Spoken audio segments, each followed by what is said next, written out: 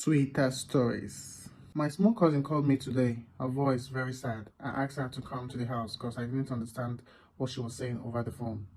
She narrated how our very serious relationship ended because she took advice from her friend, and the so-called friend is now the guy's new babe. She met the guy at a traditional wedding early last year, and the relationship started very well. I met him once and saw that he's a responsible man. She narrated how a friend said the guy isn't in her class and he looks like in the main market. Her so-called same friend told her it's too early. The guy then started his own attitude, stopped calling her like before. Then, end of January, he told her he was done. She thought it was a joke until she saw her friend on his status this February. Now, her friend told her to her face that she didn't deserve the guy. Apparently, the friend has been plotting evil since last year. I told her to tell the guy all what the friend said about him. Even though you won't get him back, let him know the kind of demon she is. Young ladies, not everyone around you is a friend. Some want what you have. Be careful out there.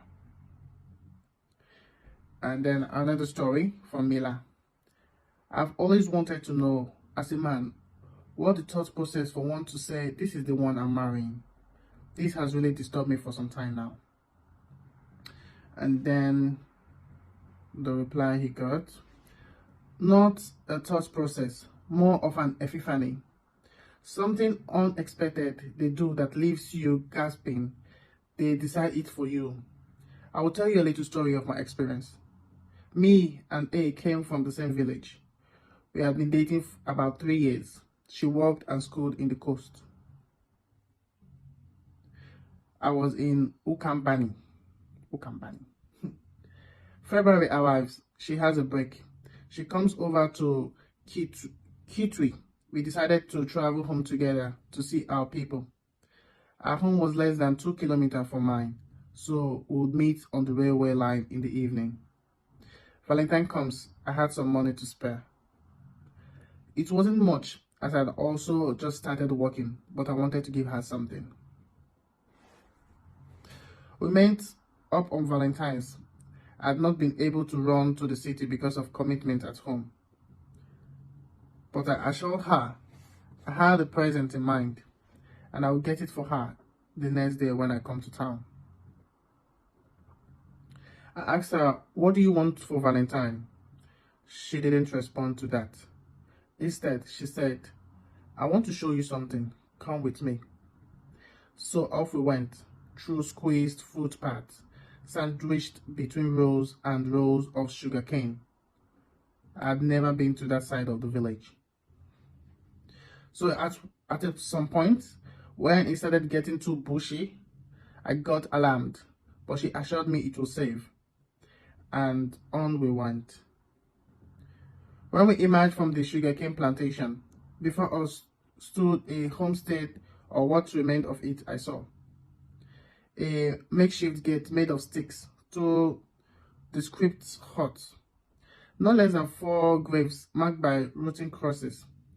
A frail old lady sat on a stool at the center of the compound, and a rather haggard child about 4 years, playing on her feet.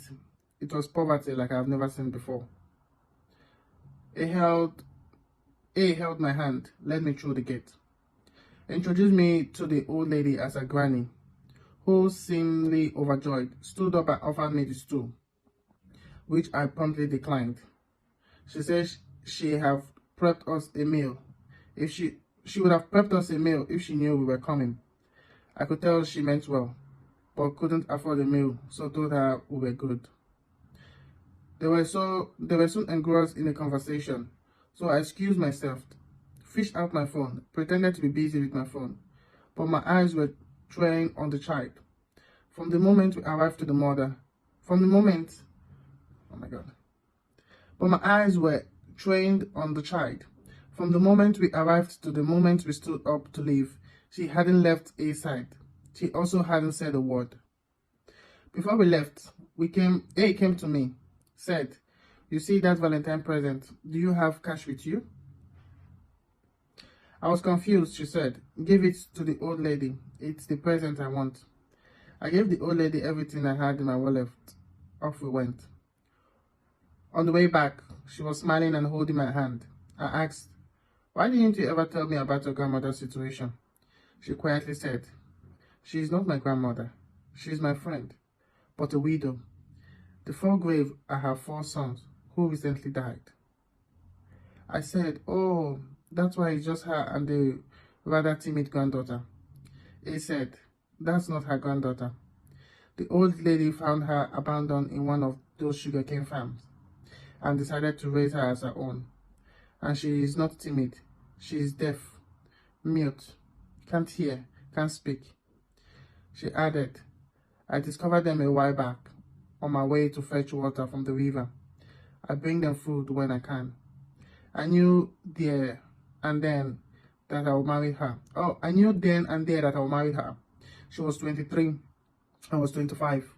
She could have asked for a phone, asked for a bracelet, asked for anything, but she picked them. It was an epiphany that she was not just beautiful, not just patient, not just loving. She was kind.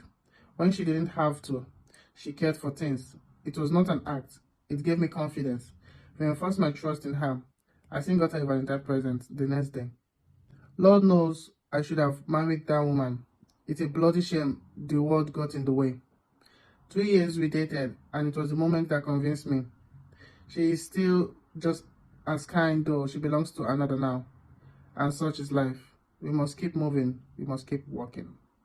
So yeah, I guess in the end, the decision to marry is an epiphany, not a process. A catalysm of sorts. You could meet a woman today and know.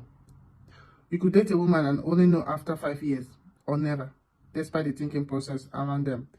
There is suitability.